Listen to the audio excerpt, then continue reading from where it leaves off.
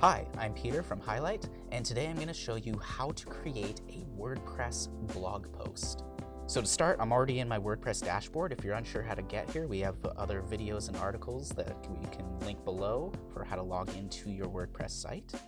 But I'm just in a clean, fresh install of WordPress. So over on the left-hand panel, I'm just going to go to Posts, and I'm going to hover over to Add New. So let's click that. So first off, I just need to title my actual blog post.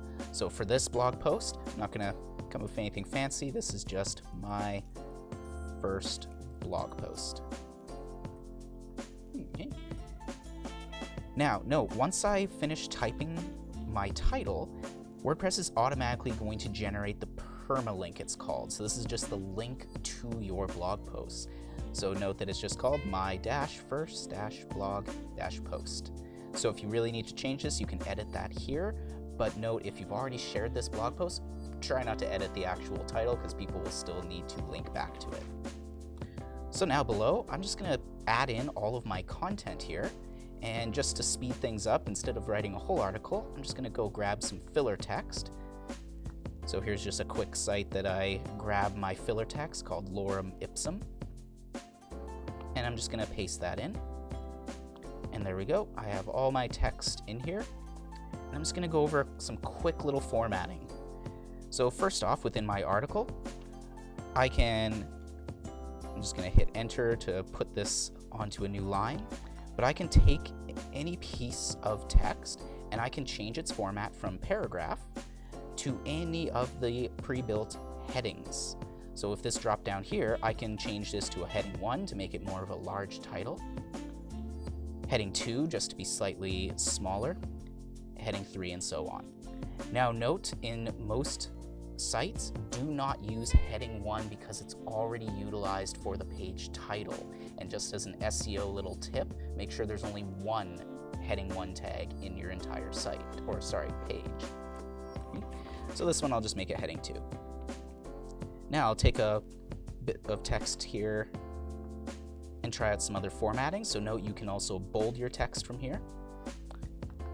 I can also italicize it. And if I want to create some lists, all I have to do is have each item on a different line. And with those lines selected, I can either turn this into a bullet list or a numbered list. There's also alignment options, so I can center my text, right align, or put it back to left align. We can also turn any of our text into links. So over here we can see with the text selected, I can insert or edit a link. So if I just click on this here, I can just type in the URL that I want to link to. So I can just type in the full URL, which must include the HTTP or HTTPS, and then hit apply. Perfect, so now that is a link. I can always click on the link and hit edit to edit the link at any time. Perfect. So there's many more options here, but we aren't going to go through all of them today. But just note, you can play around with some more by just clicking this toggle toolbar, and you can see even more formatting options. But just to finish up, over on the right, you can see some other important panels here. So one thing that you should always have on your posts is a category. So right now there's only the one category on my blog for uncategorized. I typically don't like my posts to be called uncategorized, so I'm going to add a new category for news. And I'll just hit add new category. And you can even add multiple categories, but it's usually best just to have one. If you want to get more granular with your categorization, this is where you can add tags. So in the panel below, I can just type out some tags for what is in this article. So this article contains Lorem Ipsum. I'll hit add, and now it's tagged as that. This is agency news, for instance, and I'll add a tag for that. So you want to tag your article with anything, keywords that can link it to other articles or other topics that have similar things being written.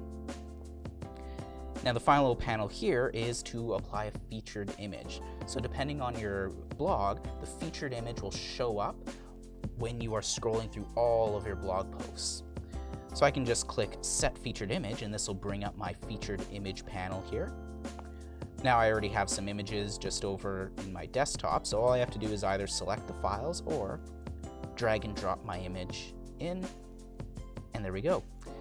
Now, I'm not going to get too much into naming or adding alt text. There's another video that we'll link below for how to properly upload images for SEO purposes.